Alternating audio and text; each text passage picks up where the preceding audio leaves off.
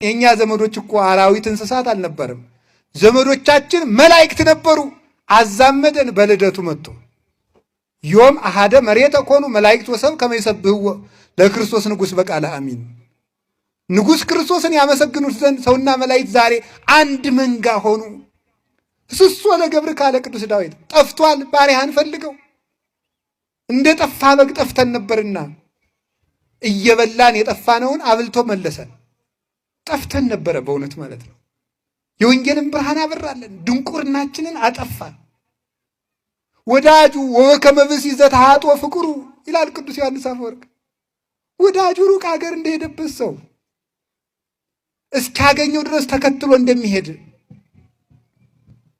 ከማው ርህቀት ጥቀ ህላዌነ እምኀበ እግዚአብሔር፣ ባህሪያችን ከእግዚአብሔር ርቃ ነበረ እስካገኛት ድረስ ተከትላት።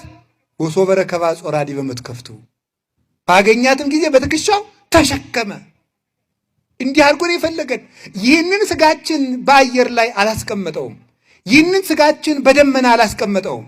ይህንን ስጋችን በጠፈር አላስቀመጠውም። ይህንን ስጋችን በምጽናት አላስቀመጠውም። ይህንን ስጋችን በኤረር በራማ በኢዮር በሰማይ ውዱድ በኢየሩሳሌም ሰማያዊት አላስቀመጠውም። ይህንን ስጋችንን ወስዶ በጽርሐ አርያም በመንበሩ አስቀመጠው። ልብ በሉ ተመልከቱ። የአጋንንት መሳለቂያ የነበረ የሰው ልጅ በመላእክት ለመመስገን በቃ። የኛ ስጋ ማለት ነው። እኔ አለ የዛሬ ክብራችን እንዲታወቅ የድሮ ውርደታችን መናገር እፈልጋለሁ አለ ቅዱስ ዮሐንስ አፈወርቅ። ከአሳ ያልተሻልን የነበር ነው አለ። አሳ በባህር ውስጥ ቢዋኝ ድምፁ እንዳይሰማ ጸሎታችን አይሰማ የነበርን እኛ የኛ ባህሪ ሂዶ ባህር የመላእክት እንደ ጫማ ተጫምቶ ማዕርገ መላእክት እንደ ጫማ ተጫምቶ ውሳጤ መንጦላዕት ገብቶ በዘባነ ኪሩብ የሚቀመጡ ሆነዋል። እንግዲህ ከአብ ዘንድ ጠበቃ አለን።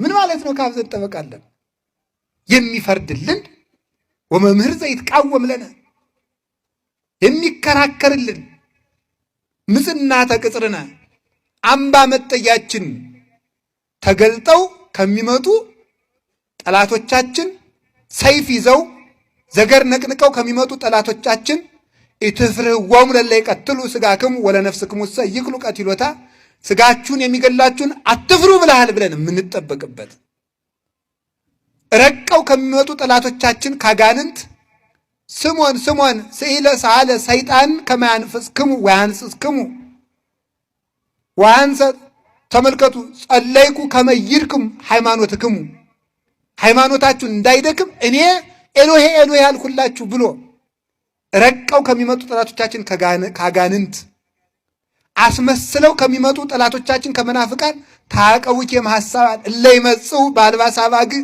ወንተ ውስጦሙሰ ተኩላት ወመሰጥም ሙንቱ ብሎ የጠበቀን የበግ ለምድ ለብሰው ከሚመጡት ከመናፍቃን የሚከራከርልን፣ ተከሳችሁ በሄዳችሁ ጊዜ ምን እንደምትመልሱ አታስቡ እናንተ የምትናገሩ አይምሰላችሁ ብሎ ልሳን ዓለም ጰራቅሊጦስን የሰጠን፣ ተከራክሮ የሚረታልን፣ እሳት የሚጠፋልን፣ በኃይለ መስቀሉ ሁሉን የምንችልበት ክህልን ያስታጠቀን ሕያው ቅዱስ እግዚአብሔር ሰው ሆኖ መጣ።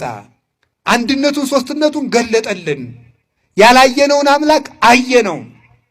ለመስማት የማይገባንን ለማየት አበቃን። ለማየት የማይገባንን እንዳስሰው ዘንድ ፈቀደልን።